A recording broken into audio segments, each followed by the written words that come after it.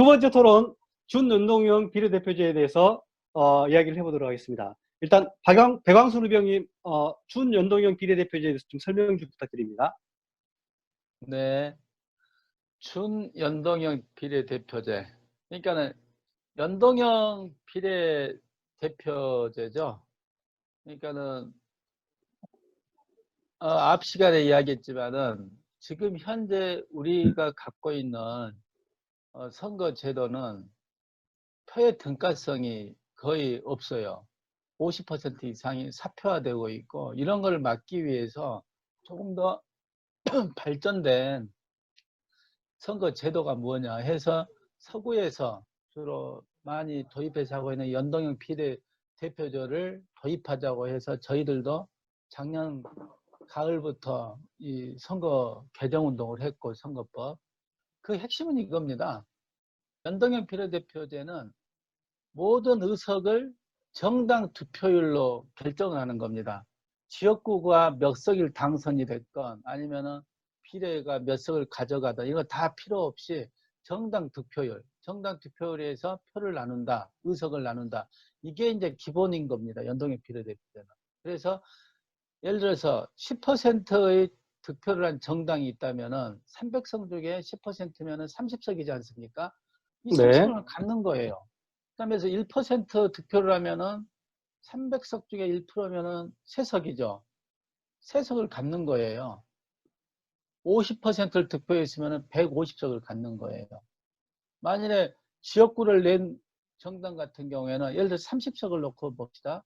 10% 득표를 했으면 30석인데 그중에서 이 정당은 지역구를 냈어요. 지역구에서 한 10석이 예를 들어서 당선이 됐어요. 그러면은 나머지 20석을 비례해서 가져오는 거죠.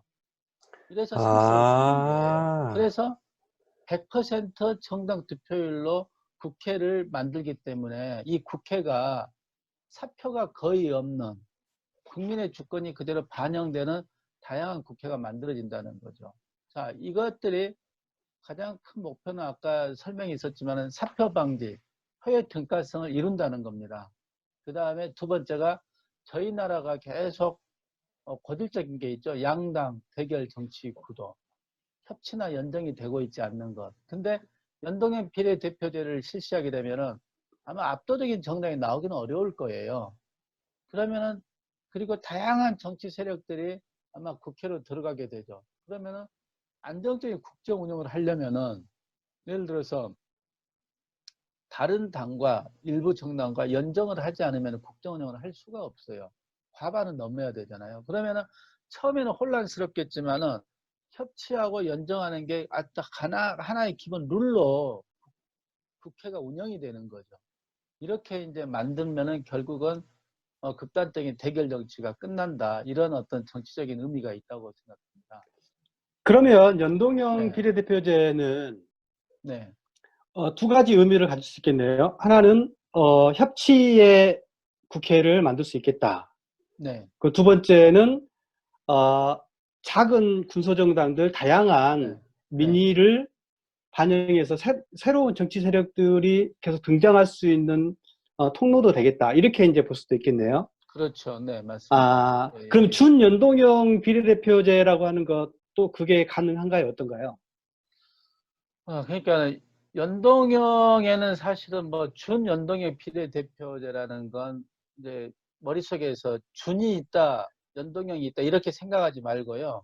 네. 이번에 패스트트랙을 통해서 통과된 선거법이 연동형으로 가지 못했기 때문에 그냥 준연동형이라는 걸 붙인 거예요. 편의상 붙인 용어일 수 예, 있겠네요. 예, 그러면 정식 그렇게 용어는 편의상, 아니고요. 예, 예, 편의상 붙였다고 네. 보면 되고요. 이번에 통과된 대로 한 게 이거죠. 의석수를 300석이라면은 이 중에서 지역구를 253석, 그다음에 비례대표를 47석인데 이게 20대 국회하고 하나도 안 바뀐 거예요. 똑같아요. 근데 저희는 시민사회단체가 요구했던 건 150대 150이었죠. 지역구를 음, 150석으로 하고 비례대표를 150석으로 하면은 상당히 이 많은 부분에 있어서 새로운 정치 세력이 들어갈 수가 있는 거거든요.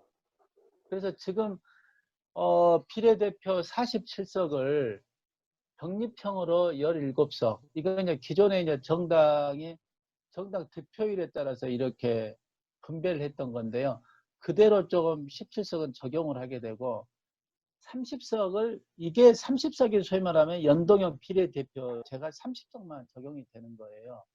그래서 여기에다 캡을 씌웠다고 그러는데 이 30석의 이 연동형 비례대표제의 특징은 이겁니다. 하나는 이것도 마찬가지로 30석도 정당 득표율에 따라서 나누게 되는 거죠.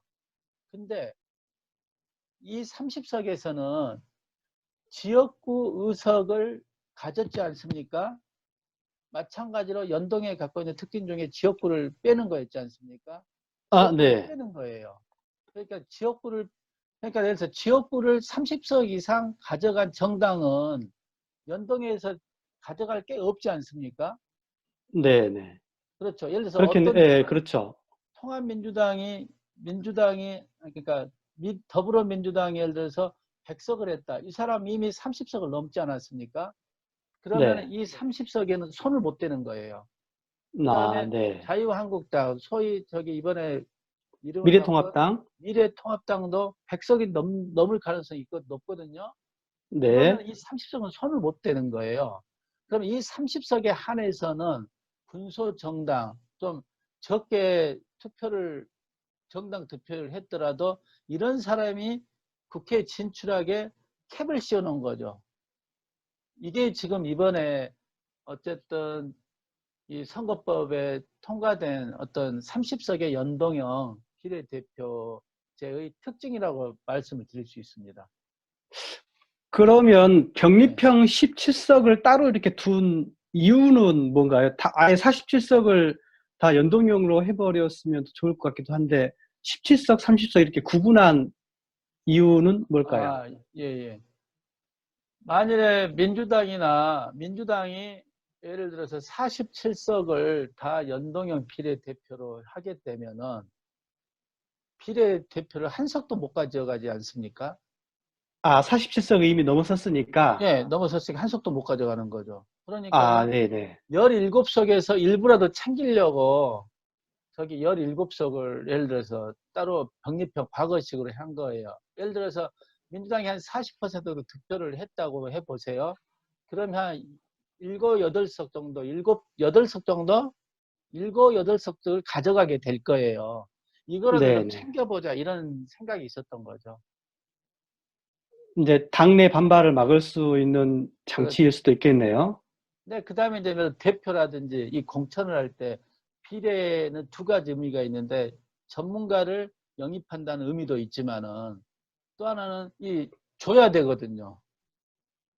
예를 들어서 지분 배분, 자기들이 이 사람을 또 영입을 해가지고 또 써야 될 이런 사람도 있지 않습니까? 이런 어떤 네네. 롤을 만든 거죠. 예를 들면 그렇게 활용이 되던 건데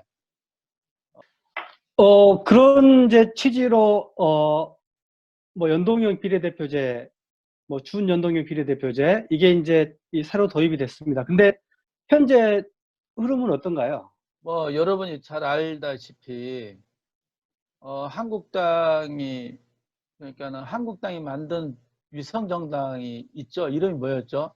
그렇죠. 미래한국당. 미래한국당. 미래한국당에 대해서 어떻게 좀 생각하세요?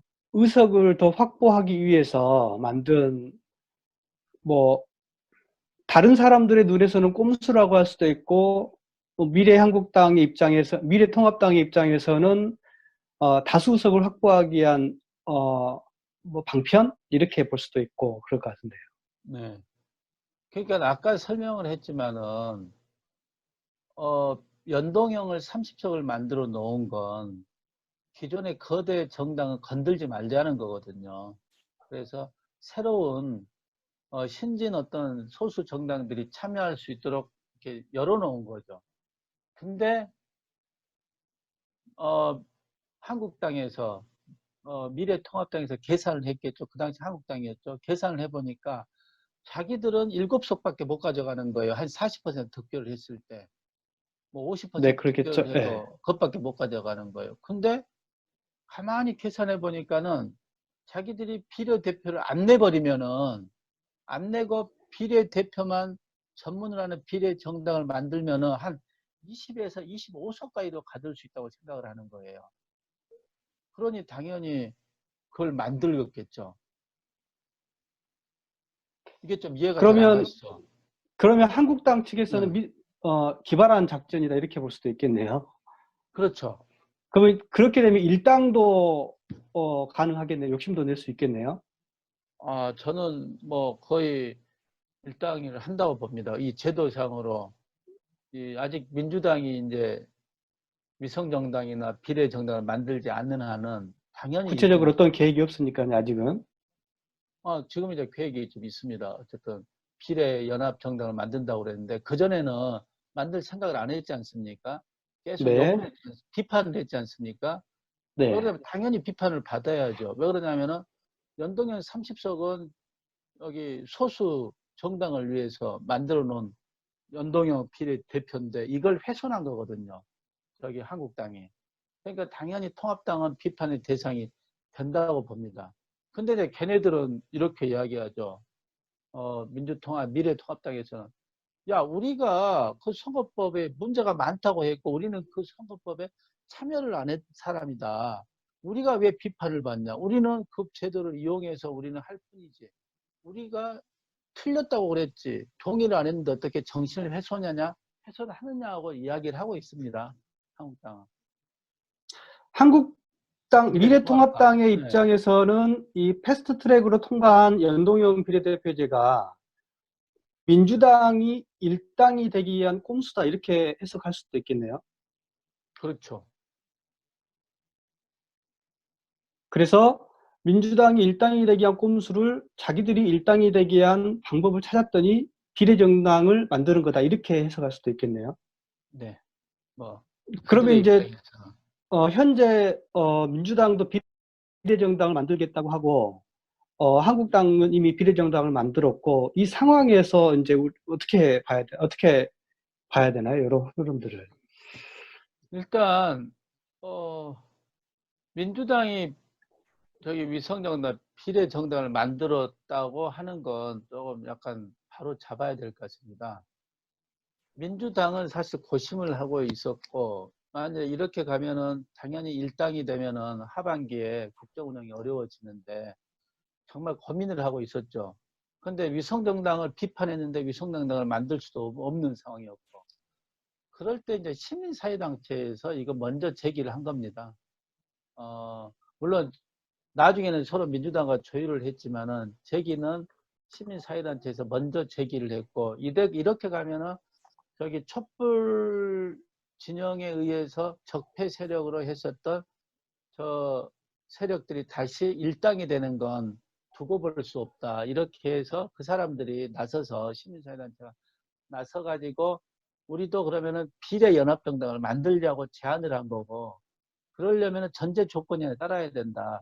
너네 민주당이 후보를 내면 안 된다. 비례 후보를. 너네들도 통합, 미래통합당처럼 아예 후보를 내지 마라. 비례 후보를. 그리고 우리가 후보를 다 내겠다. 필요하면 그다음에 너희도 일정하게 비례의 일부를 여기에서 공천을 받게 해라. 이렇게 해서 지금 만들어진 거기 때문에 민주당이 위성정당을 만들었다고 이렇게 하는 건 조금 팩트는 안 맞는 것 같습니다. 비례연합정당이 만들어진 상황에서 어, 미래통합당하고 정의당의 반응은 어떤가요? 비판을 하죠. 비판을 하고 정의당은 계산하고 있습니다. 정의당이 예를 들어서 여기에 참여를 하려면은 정의당도 선택이 필요하거든요. 지역구를 민주당하고 통합을 한다든지. 그러니까 지역구는 하나로 예를 들면은 그 다음에 비례 쪽에 후보를 더 많이 내는 거. 근데 이제 정의당 입장에서는 당 정체성을 갖는 데 있어서 비례 정당으로 갈 수는 없거든요. 그러니까 정의당도 고민에 빠지는 거죠. 그리고 물론 또한 이미 세팅을 그렇게 다 해놨기 때문에 이렇게 다시 물을 거꾸로 돌리기는 어렵다. 이렇게 좀 판단하고 있는 것 같습니다. 그래서 아마 정의당은 참여하기 어렵지 않을까. 그러면 비례연합정당이 만들어진 그 명암을 어떻게 볼 수 있을까요? 긍정적인 면과 부정적인 면, 이 둘 다 있을 것 같은데. 부정적이면은 스스로 만들었었던 위성정당을 비판했었고, 어쨌든 비례정당을 비판했는데, 어쨌든 정치적인 상황에서 어쩔 수 없이 선택을 하는 건 저는 비판을 받아야 한다고 보는 거고요. 그거에 대해서는 민주당이 뭡니까? 사과를 해야 한다고 보는 거고요. 그다음에 긍정적인 측면은 당초에 30%의 캡을 씌웠었던 이 소수 정당이 참여하는 데는 저는 민주당이 역할을 하는 거다. 이런 긍정성이 있어요. 왜 그러냐면은 미래한국당은 소수 정당을 진입을 위한 비례당이 아니거든요. 거기는 그냥 한국당 아류인 거죠. 위성정당이죠. 근데 지금 범진보 진영에서 추진하려고 하고 있는 비례연합정당은 소수당들이 좀 모여서 이렇게 한시적으로 비례정당을 만들고 선거가 끝나면은 다시 각자 자기 당으로 돌아가게 됩니다. 예를 들면 이런 거죠. 청년정당이 미래당이라든지 녹색당이 있지 않습니까? 이 사람들은 네. 자력으로는 3% 얻기 어려워요. 근데 비례연합정당을 만들면은 이 사람도 2석이든 3석이든 이렇게 확보를 할 수 있거든요.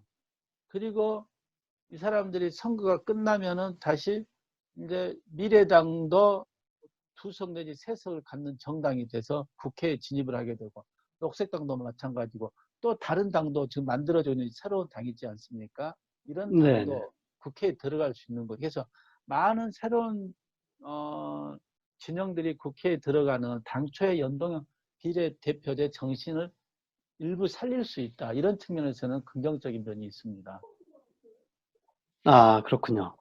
일단 여기까지 들었는데, 정용수 병이나 이승모 병이 뭐 궁금한 말씀이나 아니면 추가적으로 이야기하실 말씀 같은 거 있으실까요?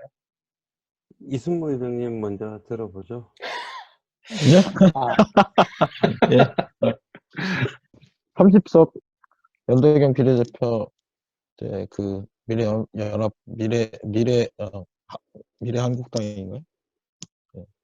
네, 꼭 미래한. 그 저기 대기업들이 골목 상권 진입하는 것 같은 느낌을 받았습니다. 맞습니다. 맞습니다. 비유가 그냥 네. 끝내준다. 맞습니다. 너무 치졸해서 아, 어쨌든 그러니까, 결론은 30석 연동형은 30석만 둔 거네요. 준 거네. 그렇죠. 국민들을 어떻게 생각하는지 대충 그거 보면 판단이 될 것 같습니다.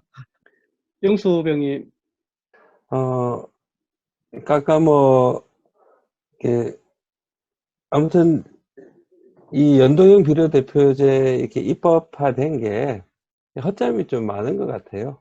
그러니까 워낙 그 연동형의 지분도 워낙 작을 뿐만 아니라 또 그 작은 지분마저도 이렇게 아까 골목상권을 침범하는 대기업처럼 비유가 진짜 끝내주던데.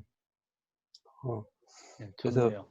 예, 좀 이 허점을 고치는 거는 이제 21대 국회에서 또 할 수 있도록 이제 우리가 해야 될 일일 건데, 그럼에도 불구하고 이제 이 연동형 비례대표제가 도입된 그 취지를, 이 비례연합 정당이 과연 이렇게 얼마나, 좀 반영할 수 있을지, 요게 조금 지켜볼 부분인 것 같고요. 그 부분들을 좀 최대한 반영할 수 있도록 이렇게 압력을 가하는 건 이제 우리 시민들이 좀 할 역할들 아닌가, 라는 생각이 들었습니다. 대한민국 정치사에서 연동형 비례대표제라고 하는 것을 도입한 것 자체는 의미가 있다라고 이제 생각하는 사람도 있습니다. 어떻습니까? 의미가 있죠. 옛날에 비해서는 진전입니다. 진전인데 이걸 더 발전시키는 과제는 안고 있는 거죠. 발전시키려면 어떻게 해야 될까요? 완전한 연동형 비례대표제로 가야죠. 가려면 어떻게 해야 될까요? 뭐 선거법을 바꿔야 되는데 한 150대 150으로 하든지 200대 150을 해서 의석을 한 50석 정도 더 늘려서 하는 방법도 있거든요. 과도기를 걸쳐서 이제 완전히 가게 해야죠. 이 정도면 비례 연동형 비례대표제에 대한 이해는 한 것 같은데 추가적으로 하실 말씀 있으면 해보시죠. 뒷골이만 하긴 하지만 원내 어쨌든 진출하는 이 소수 정당들이 이제 중요하겠네요, 보니까. 그 진출해서 어떤 모습을 보일까가 뒤에 뭐 연동형 비례대표 확대하는 거에도 크게 그 어떤 뭐 이렇게 기준이 되지 않을까 싶어서요. 어쨌든 새로운 정책이나 내용을 가지고 하나가 됐든 둘이 됐든 뭐 셋이 됐든 어떤 정책적인 대안을 내고 국회 활동, 의정 활동을 어떻게 할 거냐가 훨씬 중요한 영향을 미칠 것 같은 느낌이 듭니다. 예. 소수 정당들의 역할에 기대가 큽니다. 영수병님은 어떠신가요? 예, 뭐 어떻든지 간에 이렇게 연동형 비례대표제라는 명칭으로 이제 입법화됐고, 이제 요게 아무튼 이제 선거법의 테두리 안으로는 이제 이게 들어온 거잖아요. 뭐 많이 부족한 점이 있지만. 근데 그것들도 이제 한 걸음 진전이다라고 본다면, 이게 다음에 어떤 발걸음을 내디딜 수 있도록 이제 할 거냐. 에 좀 관심이 좀 모아지면 좋겠다. 이런 생각이 들었고요.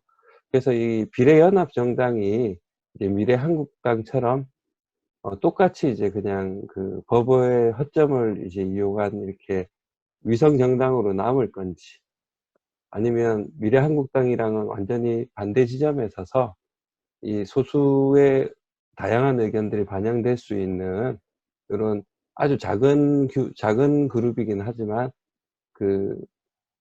이 연동형 비례대표제의 취지를 살리는 어떤 모델로 이렇게 자리를 잡을 수 있을지, 그렇게 해서 이렇게 국민들의 지지를 좀 받아낸다면 이제 연동형 비례대표제가 좀 더 확대되고 발전할 수 있는 이런 좀 계기가 될 수도 있지 않을까, 또 그렇게 만들면 좋겠다, 이런 생각이 들었어요. 배영순 의원님 마무리 이야기 좀 해주시죠.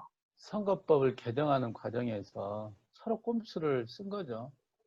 1차적으로 이 민주당도 많이 안 내놓고 기존 정당도 지역구 의석 그대로 유지하면서 뭐 사실 별로 내놓지도 않고 30석 가지고 이것 좀 신용 좀 내려고 했었고, 그걸 또 이 한국당이 바로 그냥 개박살 내버렸죠. 그 정신마저 훼손시켜버리고, 이런 상황이 현재 우리 어떤 발전해가는 정치 과정에서 하나의 어떤 그대로 현실을 보는 것 같아요. 현실 보는 것 같고. 근데 어쨌든 우리는 좀 긍정적으로 생각을 하고, 대신 과제가 남는다. 정말 이번에 우리가 새로운 어떤 정당들이 들어갈 수 있게끔 후병들이 좀 힘을 좀 모아주고, 그 다음에 선거 이후에 사실 선거법 개정이라는 거, 그 다음에 뭐 헌법 개정도 있을 텐데요. 이런 운동을 유권자로서 주권자로서 계속 해야 되는 과제를 계속 남는다. 좀 이런 생각이 듭니다. 네. 네. 연동형 비례대표제가 의회를 민주화시키고 대한민국 민주주의 시스템을 또 한 차원 높이는 과정이 중요한 과제라고 생각하는데 선거법 개정의 과정 속에서 연동형 비례대표제의 의미가 많이 축소됐는데 이걸 거대 정당인 미래통합당은 자기들의 이익을 위해서 위성정당을 만들고 거기에 이제 어떻게 해야 될지 모르는 민주당에게 시민사회 진영이 이렇게 되면 연동형 비례대표제의 취지 자체가 사라진다라고 한 차원 속에서 민주당에게 그리고 제군소정당들에게 제안을 해서 비례연합정당이라고 하는 틀을 제안한 것은 의미가 있었다고 봅니다. 그래서 두 거대 정당이 이 대한민국의 민주주의를 만들어가기보다는 시민사회, 깨어있는 시민들에 의해서 역시 대한민국의 민주주의를 만들어가고 있지 않는가라는 걸 이번 연동형 비례대표제를 풀어나가는 과정에서 볼 수 있었다라고 봅니다. 그래서 이렇게 좀 깨어있는 시민, 우리 의병과 같은 사람들이 끊임없이 지켜보고 한 차원 더 대한민국을 정말 제대로 된 민주주의가 실현되는 그런 나라가 되도록 같이 한번 노력해 봤으면 좋겠습니다.